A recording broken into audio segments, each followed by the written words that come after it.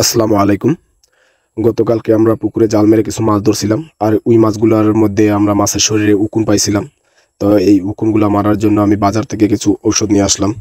তো এসএমএক্স নিয়ে আসলাম, আর হচ্ছে চুনা পাথর, পটাশ, এর সাথে লবণ মিক্স করে তারপর পুকুরে দিব।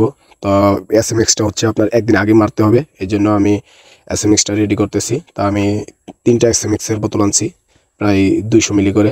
তা আমি 3টা সব দিব না, 2টা দিব।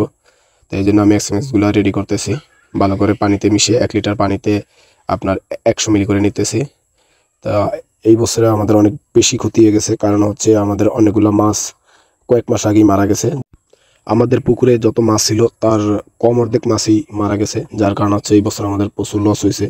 কারণ হচ্ছে পাঙ্গাস মাছ ছাড়া রুই, কাতলা, অন্যান্য যে মাছগুলো ছিল এই মাছগুলো প্রচুর মারা গেছে। কার্পু মাছ একবারে নাই বললেই চলে।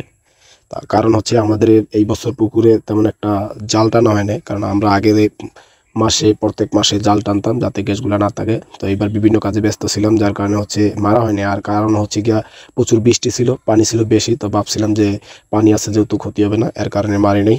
আর আরেকটা কমন বিষয় হচ্ছে আমাদের পুকুরের আশেপাশে প্রচুর গাছপালা, আর এই গাছপালার পাতাগুলো হচ্ছে আপনার পানিতে পড়ে, যার কারণে পানিগুলা গ্যাস হয়ে যায়।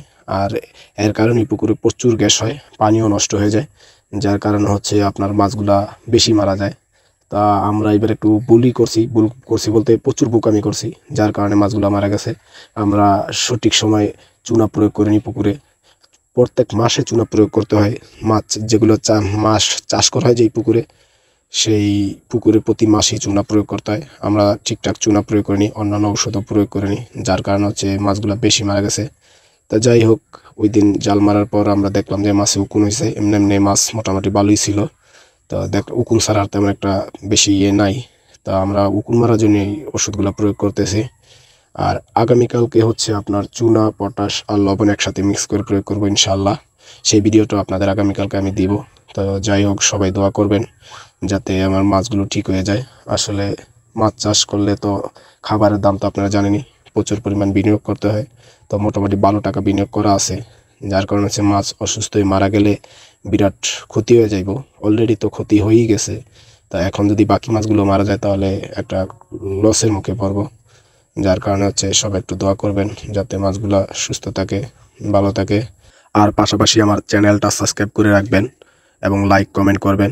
গরু পালন, ছাগল পালন, হাঁস মুরগি, মাছ চাষ ইত্যাদি ধরনের ভিডিও পেতে আমার চ্যানেলটা সাবস্ক্রাইব করে রাখবেন। ধন্যবাদ সবাইকে। আসসালামু আলাইকুম।